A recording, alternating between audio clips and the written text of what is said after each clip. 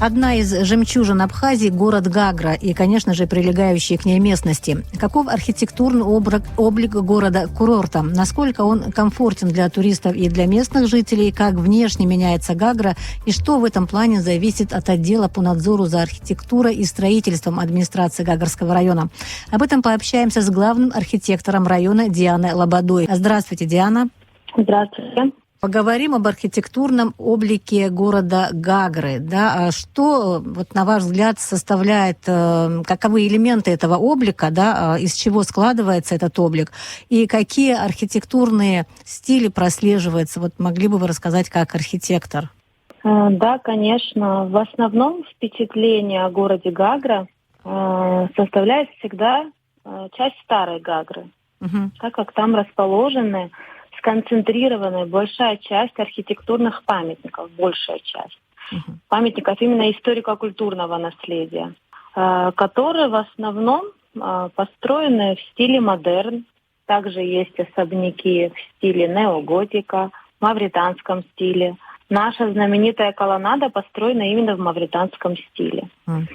Что касается части новой Гагры, это уже советские постройки, и они в основном в стиле функционализма, где функция всегда соответствует форме. И обратно. Форма соответствует функции. Поэтому впечатления о Гагре составляют две части города, и у каждого складывается свое впечатление. А каково соотношение той части и той части? Вот, что там превалирует и как они сочетаются, если сочетаются? Вы знаете, если касательно архитектурных стилей, они абсолютно разные. Они вообще-то построены на контрасте, так как в основном старая Гагра построена была помимо старой части, я имею в виду крепости и церкви Аббаты, помимо них, есть строения, построенные при принце Ольденбургском в конце XIX века. И, естественно, влияние именно стиля модерн в старой Гагре происходило. А в новой Гагре, при застройке советской, здесь, естественно, уже совсем другого рода строительство. Это массовая застройка жилых кварталов. Поэтому это абсолютно разные стилистики и в направлениях развития. То есть это абсолютно разные части города. Ну да, то есть они там отдалены друг от друга, и поэтому как бы не влияют, скажем так, да, вот на восприятие одного и другого частей. Да, они плавно перетекают санатории расположенные на пересечении двух нового и старого города. Поэтому плавно город перетекает уже в такую жилую застройку квартальную. Это такой как бы промежуточный элемент, да, вот эти санатории и прочие объекты туристические, где люди отдыхают, между одной частью и другой. Каковы задачи, скажем так, архитекторов, да, в частности, там вот целого отдела, да, я так его иногда называю управлением, в администрации Гагарского района, которые как бы отслеживает то, как должен выглядеть город и в каком направлении должен развиваться его внешний облик. Какие задачи стоят, как получается их выполнить, насколько они трудоемки, насколько они финансово затратны и прочие вещи, нюансы, которые, вот, возможно, вы лучше знаете. Ну, знаете, в основном задача отдела архитектуры это в сложившейся застройке суметь скорректировать, направить новое строительство в стилевом решении, проверить на соответствие строительным нормам и правилам предлагаемые проекты к рассмотрению, рассматривать обращения граждан в строительстве и, конечно же, подготавливать проекты благоустройства города, следить за их реализацией. То есть в основном вот это и есть все функции нашего отдела. Ну, скажите, вот это, понятно, расписано там, наверное, в инструкциях и прочие, да, должностные там обязанности. Как получается все это проводить вот в реальной жизни, да, на практике? С какими, скажем так, наиболее, может быть, рутинными, да, проблемами ежедневными вы сталкиваетесь при этом? Вы знаете, наш город, конечно же, и может, и должен развиваться, но для этого необходимо, это уже больше на государственном уровне, создать законодательную базу, которой бы мы могли руководствоваться, делая архитектуры по всей Республике Абхазия. В отсутствии генерального плана трудно корректировать планы развития города. Необходим генплан на сегодняшний день, а его необходимо уже разрабатывать на основе и с учетом документов территориального планирования, именно высокого уровня, а также нормативного градостроительного планирования, допустим, разработать стратегию развития с учетом, знаете, локальных проблем и локальной специфики, да.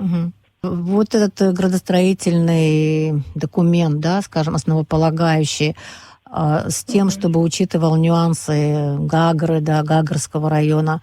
В чем вообще сложность разработки этого документа? В отсутствии того, что нету главного плана, скажем так, по республике, или в чем дело? Проблема в том, что необходимо привлечь специалистов высокого класса, именно градостроителей, а может быть проектные институты. Это, наверное, дорогостоящая работа. И в условиях Абхазии можно выполнить только ряд предварительных каких-то работ по зонированию города. Но детальная планировка и, знаете, разработка стратегий развития, каких-то нескольких векторов развития на данном этапе в отделе архитектуры без сторонней помощи невозможно.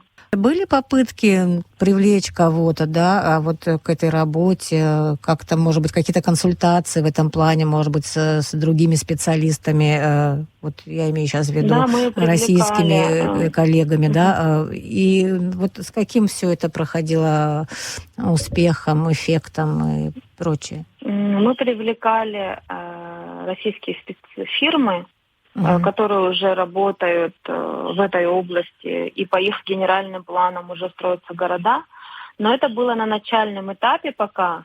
Это не является уже генеральным планом развития города, он еще, естественно, не утвержден. Мы просто планировали разработать зонирование города на начальных этапах, чтобы в дальнейшем понимать, какие части города под какую застройку будут предусмотрены. Но это только первый этап работы. А в дальнейшем, конечно, нужно детальный план разрабатывать с учетом уже специфики города существующего. Скажите, как давно были эти консультации, эти встречи, да, с российскими специалистами, и что помешало дальше идти в этом направлении, разрабатывать дальше мы эти будем вещи? Мы будем идти в этом направлении, просто это все опять же, будет, наверное, в финансовую сторону вопроса упираться, потому что необходимо много специалистов привлекать для разработки детального планирования города, именно развития. Потому что необходимо разработать несколько векторов развития, чтобы мы могли с одного на другой переходить без ущерба для развития города. А вообще поддерживает руководство района эту работу? Да, конечно, поддерживают. То есть они понимают необходимость того, что нужны какие-то вещи фундаментальные, на что могут архитекторы опираться для того, чтобы как-то город развивался и было представление, куда именно, да? Конечно, есть понимание. И насколько это возможно детально планировать город уже в существующей застройке, мы этим занимаемся. Просто для дальнейшего развития на ближайшие 20, 25, 30 или 50 лет здесь уже нужен более серьезный подход. И, естественно, время. То есть то, что эта работа, да, по проектированию и так далее, да, облика города, допустим, не имеет сейчас каких-то формальных вещей, как кодекс градостроительный, план развития города, да, не говорит о том, что сейчас идет хаотичное развитие города, застройка города, вне зависимости от того, каких-то требований. Что бы вы могли сказать?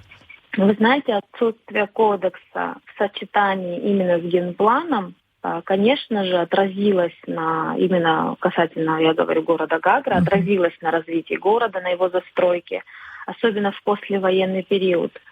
Именно в этот период Гагра хаотично застраивалась.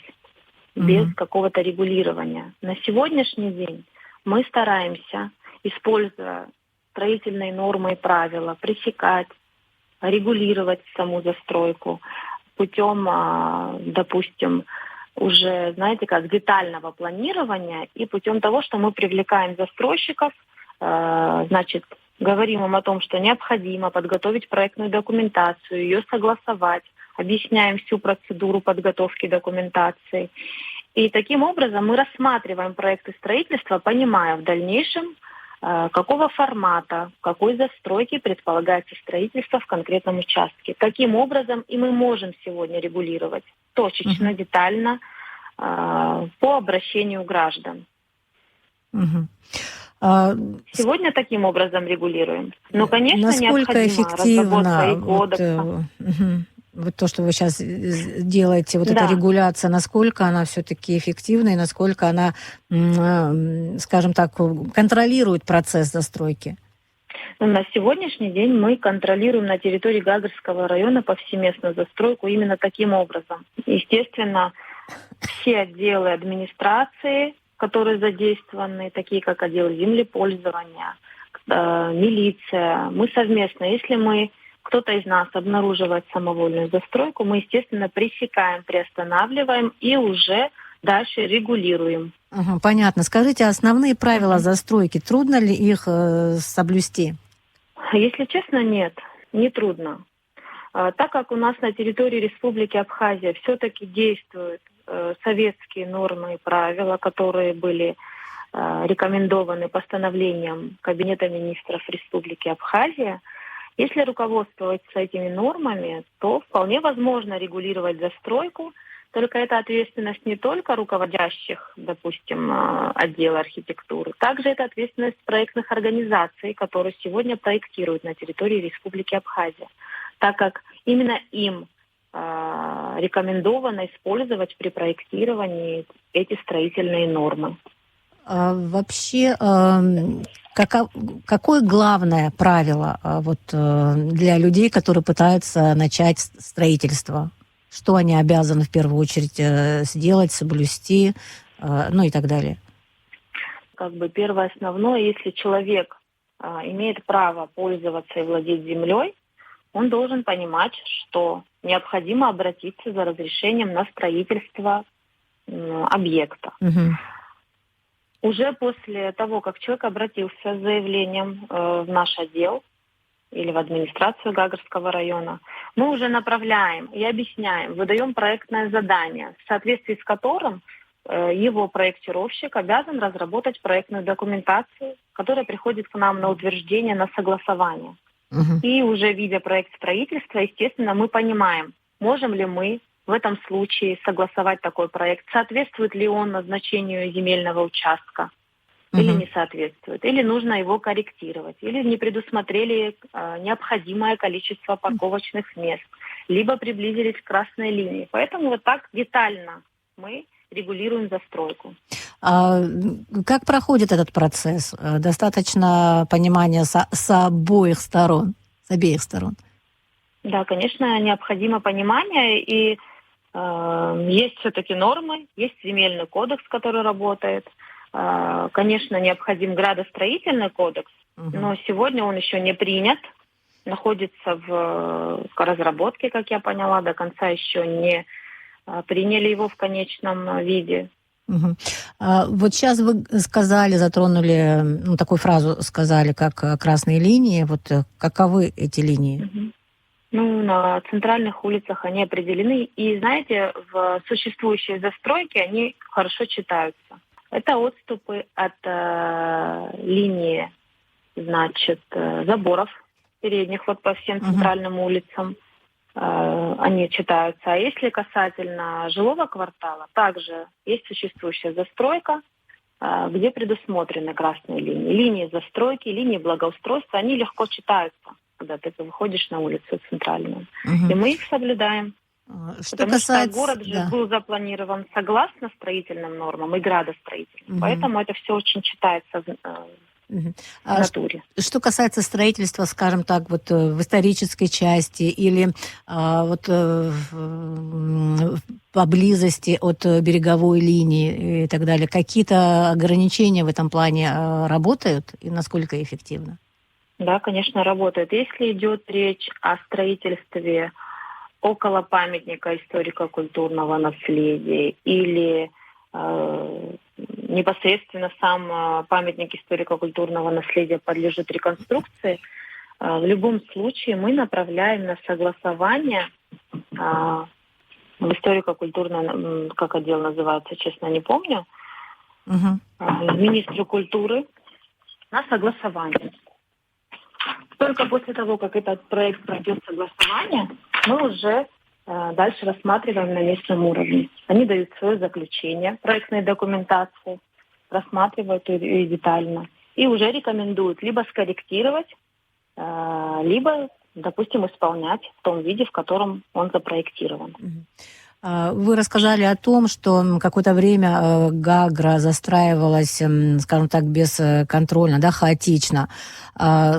Могли бы вы сказать, как сейчас идет работа с хаотичной застройкой, то есть вот как разгрести, да, вот то, что когда-то было построено, с каким успехом? Потому что, я так думаю, это противостояние какое-то иногда, да, приобретает такой характер противостояния. И вот это все делается для того, что, я так понимаю, чтобы добиться там комфорта для тех, кто приезжает в город, для тех, кто здесь живет, чтобы это и выглядело хорошо, и функционально это было все достойно. Вот с этой функцией как справляетесь? Вы знаете, в этой части капитальные объекты, которые существуют уже на протяжении многих лет, и у которых есть разрешительная документация, которая, может быть, даже в какой-то части, может быть, не соответствует архитектурному облику, мы стараемся привести в порядок архитектурный облик. То есть просим собственника привести в порядок, рекомендуем, предлагаем варианты выхода из ситуации. В плане вот именно самовольной застройки, может быть, установки каких-то павильонов, киосков, хаотичного рынка на центральных улицах, мы эти проблемы поэтапно, по мере благоустройства улиц, пытаемся решить путем ликвидации таких объектов. И как получается? И это получается. И, конечно, мы встречаемся с противодействием, но мы стараемся все-таки объяснить, что это необходимо сделать для того, чтобы какой-то компромисс находится, да? В порядок. Да, мы стараемся находить компромисс. Не всегда это получается, но в основном, в своем большинстве, люди с пониманием относятся и пересматриваем просто место дислокации точек. Не намного мы их переносим. Даем проект для того, чтобы воплотить, вот, допустим, их павильон в другом виде, в другом стилевом решении. Помогаем. Вы бесплатно это предоставляете? Все да, это? Мы делаем это бесплатно. Отдел архитектуры занимается этим бесплатно. Используют эту возможность люди? Знаете, да, используют. Некоторые даже, допустим, не предполагают, что возможно построить их павильон уже в другом формате с применением простых достаточно материалов, и эстетически он выглядит в итоге привлекательно. Как бы вы расценили, как вообще поменялся город, если сравнивать, допустим, вот лет 5 назад, да, не такое отдаленное прошлое, и вот сейчас, и с тем, как вы видите, дальше будет весь этот процесс проходить? Ну вот смотрите, ближайшие 3 года, могу сказать, какие были работы проведены касательно улучшения условий проживания и нахождения здесь и гостей, и жителей города. Так. У нас уже есть много реализованных проектов благоустройства, несколько планируемых, и несколько, которые на данный момент находятся в этапе реализации. Могу рассказать о них. Да, если коротко, не так много времени, здесь еще несколько вопросов. Я думаю, что мы вот говорили в предыдущих интервью о том, что мы прибрежные скверы разрабатываем вдоль улицы Абазга, около Колеса воплощен уже проект благоустройства. Сама улица Абазга большой протяженностью, где заменен асфальт, заменено тротуарное покрытие, освещение, установлены новые урны. Благоустроили также детский сад Рамза, полностью всю территорию. Благоустроили набережную в Старой Гагре от колоннады до пансионата Гагрипш. Также завершается благоустройство прибрежного сквера в части Старой Гагры. На данный момент ведутся работы по благоустройству проспекта Владислава Арденба. Вот из объемных таких проектов благоустройства сейчас в Старой Гагре у нас есть заброшенный Комсомольский парк, его так назвали в советское время. Вот сейчас мы планируем полностью восстановить в том же виде одну часть этого парка. Он большой объект, да? Большой парк? Большой объект. И вы знаете, там очень интересная геометричная планировка, симметричная, в регулярном стиле. И мы вот намерены в таком же виде ее восстановить. Это затратный проект, и пока первая часть только, да, его будет реализована? Да, это часть. Только одна часть. Там, знаете, проходит река Жуэквара, она делит его на две части, этот парк. Это тоже, наверное, как-то вот обыграется, да, в архитектурном смысле? Да, естественно, эта река. Да. Все поэтапно, то есть мы рассчитываем на то, что мы эту работу, естественно, мы не собираемся останавливаться на достигнутом, мы дальше и дальше планируем. Также есть у нас сквер на улице Абазга, который на сегодняшний день уже проведены необходимые работы по замене коммуникации на этой земле, для того, чтобы в дальнейшем не возвращаться и не ворошить уже новые скверы. Заменены водопроводные трубы. А сегодня уже происходит планирование, земляные работы, а в дальнейшем, естественно, уже будут работы по благоустройству. Вот этот Комсомольские парки, вот эти работы, о которых вы сейчас говорили, они уже ведутся за счет собственного бюджета или же это какая-то программа, инвестпрограмма? Нет, это не инвестпрограмма. Все перечисленные благоустройства велись за счет бюджетных средств администрации. А вот, допустим, Комсомольский парк уже будет при участии меценатов. То есть инвесторы какие-то или просто меценаты? Это просто меценаты, просто жители города, которые, допустим, занимаются коммерческой деятельностью и изъявили желание помочь в благоустройстве города, видя, какие процессы сегодня происходят в пользу улучшения, хотят поучаствовать и предлагают свою помощь. Отлично. В Гагре, Гагарском районе наиболее активно идет строительство отелей, и там мини-гостиниц и вообще гостиниц. Скажите, пожалуйста, как контролируется этот процесс и вот насколько нагрузка на инфраструктуру увеличена, и как в связи с этим вот все вот эти процессы, связанные с архитектурой, регулируются? В основном, конечно, идет развитие в сторону туризма. От собственников мы добиваемся при новом строительстве организацию обязательно парковочных мест, так как город в летний курортный сезон перегружен. Также мы просим следить за прилегающей территорией, благоустраивать путем устройства той же тротуарной плитки, урн, для того, чтобы и объект, и прилегающая территория выглядели достойно и привлекательно. Я благодарю вас за интервью. Спасибо вам большое за интервью о том, каков архитектурный облик Гагры, насколько он комфортен для туристов и местных жителей, как внешне меняется город и что в этом плане зависит от отдела по надзору за архитектурой и строительством администрации Гагарского района. Об этом мы говорили с главным архитектором района Дианой Лободой. Спасибо.